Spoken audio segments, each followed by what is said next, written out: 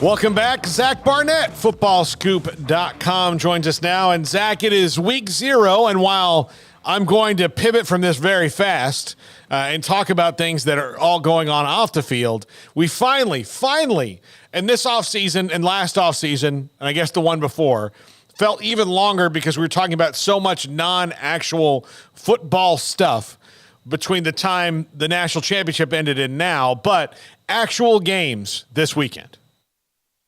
Yeah, and it seems like every year the sport owes us. It's an X that is just so toxic that you can't shake it, but you can't stand it either. Like, the sport does its best to destroy itself between January and August, and then the season gets here. We remember why we put up with it in the first place. All right, so in realignment news going on right now, the ACC is heating up around Cal, Stanford, and SMU. And the Mountain West and AAC are both making pitches towards Oregon State and Wazoo. First off, the ACC. Do you see this working out for the ACC if they do get someone to flip and vote yes? In the long term, does this make Florida State and Clemson happy? Does this make any sense at all for anybody but SMU? I mean, all of the different things that go into this, like, will this be kind of the definition of college football, just realignment hodgepodge if they do it?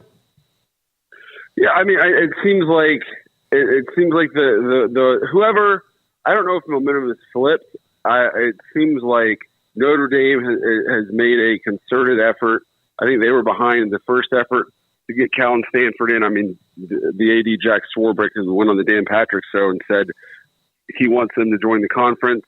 And it seems like that group led by Notre Dame is more determined now than they were last time to continue to push Cal and Stanford in. Clemson and Florida State seem checked out. And so you'd have to go to the North Carolina schools.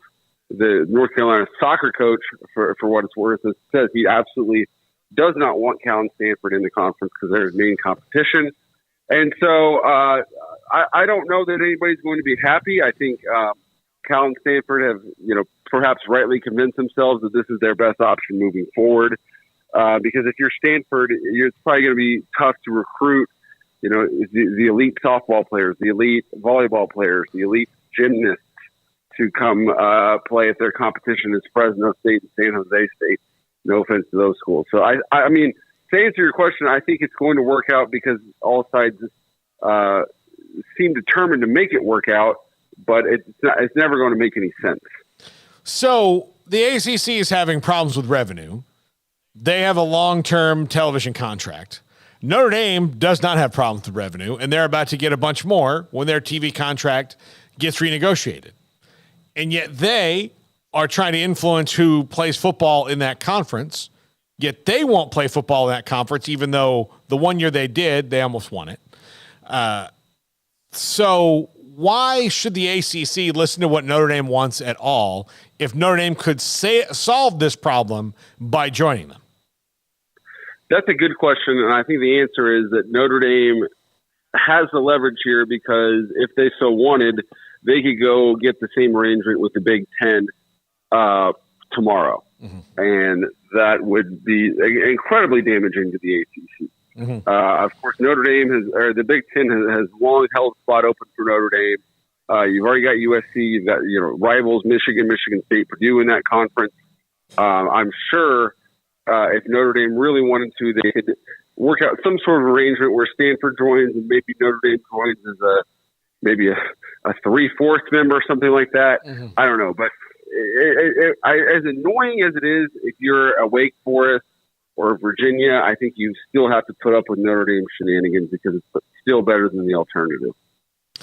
If you were Oregon State and Washington State and the Mountain West and the AAC both made pitches to you, who would you pick? I think the AAC is the stronger conference. I mean, the AAC makes more money now. The AAC puts teams in the college football playoff more often. The AAC has teams in Texas for what that's worth. I think it depends on obviously the Mountain West has a stronger presence in California. But I think if the AAC were to get Oregon State, Washington State, I think you probably see them then make a play for Boise State and Fresno State. Again, at that point, you become a conference that's way too big to manage, but we're long past that point in college athletics anyway. We were very, very long past that point in college athletics. Zach, we haven't had you on in a little bit, but the Big 12 solidified itself. What do you think of the 16 teams that they will field in 2024? I'm glad for the conference's sake that it worked out that way, because it means that there's no room for UConn. I've always thought that would be a terrible arrangement. I think moving forward, I think it's still going to be a really fun conference to watch. Week in, week out. I thought it was going to be a very egalitarian conference, with the power switching back and forth between your Baylor, TCU, Oklahoma State, UCF, Cincinnati. There's no one school that has really dominion over the conference in terms of resources or history or anything like that. Utah joining as two-time defending Pac-12 champions perhaps changes that. I think getting a Utah BYU as a conference game in the Big 12 is a fantastic move, and something that we all thought would have been unfathomable 2 years ago. And Arizona continues to add to the conference's basketball offerings. You have Arizona State. That's another potential sleeping giant in that conference. So I think it's not going to make a whole lot of sense to see Arizona State and UCF playing a Big 12 conference football game, but I think it's going to be entertaining. And we're in the entertainment business here. Yeah, absolutely. Now, you have got a series going on right now that I've really enjoyed in the most important assistant coach hires of the offseason, the 15 most. And I think you're on number 6 or 7 right now. You're up to Phil Longo at Wisconsin. How quickly do you think he can affect that conference? He's not the only one doing it. I know that Graham Harrell is going to be at Purdue running a similar type of offense. Hudson Card, a quarterback from Texas at Purdue. Tanner Mordecai, quarterback from Texas at SMU, is at Wisconsin. That spread offense is coming to the Big Ten. How quickly do you think it'll work in that league, or will it take some time to figure out? I think it can be pretty quick. The genius of the air raid is that it's not hard to learn. It looks complicated to all of us outsiders, but those who are actually living it, it's pretty simple. And I think getting Tanner Mordecai there, Tater said that it's his 3rd different program, and I don't know how many different offensive coordinators he's had before Phil Longo, but it's effectively the same offense he's been running his entire college career. And so I think that's going to allow them to kind of hit fast forward over if they had to go with a homegrown quarterback. And then Phil Longo said that he really likes the receivers that Wisconsin has. I think there was only 7 or 8 in the receiver room when he got there. They brought in 4 transfers, but he really likes what they've got there, and he doesn't think that it's going to inhibit what they can do on that side of the ball. And then you return Braylon Allen, who's already run for 2,500 yards in his first 2 seasons. That's a heck of a bailout button at your running back right there if you get into a 3rd and 1 or something like that. The only thing I wonder about it is, particularly in Madison, when they're playing their last home game in November in a snowstorm, how do they adapt to it? Because I watched it here when Art Browse was here. If the weather was even slightly bad, he had to downshift the game plan, and it was white knuckling the whole time. Obviously, that's a factor. You're lying if you say that that's a non-factor. And there's always the potential for a snow game. I believe, I think it was the Minnesota game last year, the year before. There was a beautiful snowy tundra. But they've thrown the ball pretty well in December and January up in Green Bay for a long, long time. Yeah. So I think they can do that in December and January. I think Wisconsin will be able to throw the ball in Madison each November. Absolutely. Yeah. I had not thought about that at all, Zach, at all. Notre Dame brings in Sam Hartman. Does he make them a playoff contender? When Notre Dame has gotten to the playoffs, the quarterback has been the gaping difference. You know, I think back to Ian Book versus Trevor Lawrence in the 30-3 Clemson win. I'll say he's the most playoff caliber quarterback that they've had, and within the building, like, they think the playoff is the bar for them this year. And so I think if they're streaming us in Dublin, Ireland right now, I think everyone's nodding yes. Sam Hartman is the quarterback to take us to the playoff. I think for people who haven't seen him, obviously he's going to have to adjust. They're not going to run the offense that they ran at Wake Forest, which we were talking about here the other day. We're kind of surprised that more schools the same size as Wake Forest haven't picked it up.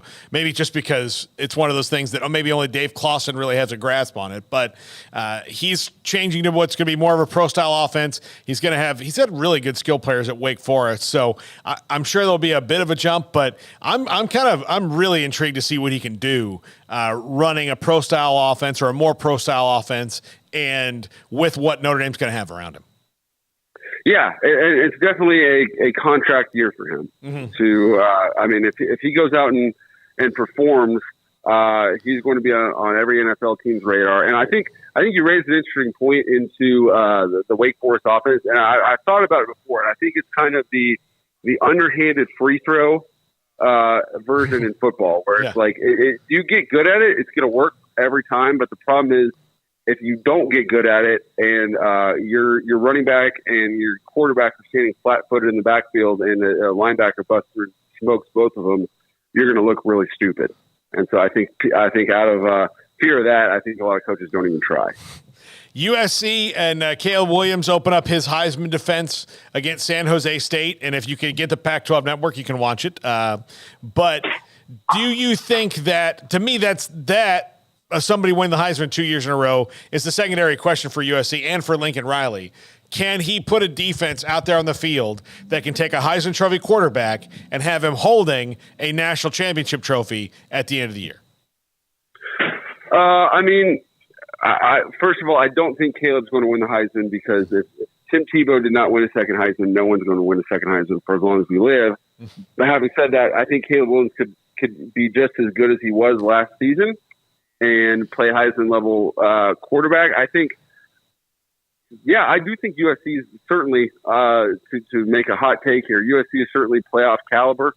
The issue for them is that you've got to go on the road with Notre Dame. You play Oregon and Washington, who I don't believe they played either one of them last year. And I believe they might get them back to back. I know they're close together late in the year. And so the Pac-12 is just stronger than it's ever been. And so, USC's brought in more high level defensive players that are going to start for them, but I just don't know if they have the depth on that side of the ball to hold up through the first Saturday in December. Because, we got there last year, and that defense, they were in that game until the fourth quarter, and then they absolutely fell apart. Zach Barnett, footballscoop.com, with us here on 365 Sports. And Zach, I say this every time we have you on the show. I love your website. I love what you guys are doing there. I hope more and more people go to it every single day, because, again, you guys do a great job. You've got really good writers on the site, really doing a great job there. Appreciate that greatly. Thank you. Zach Barnett, footballscoop.com, with us here on 365.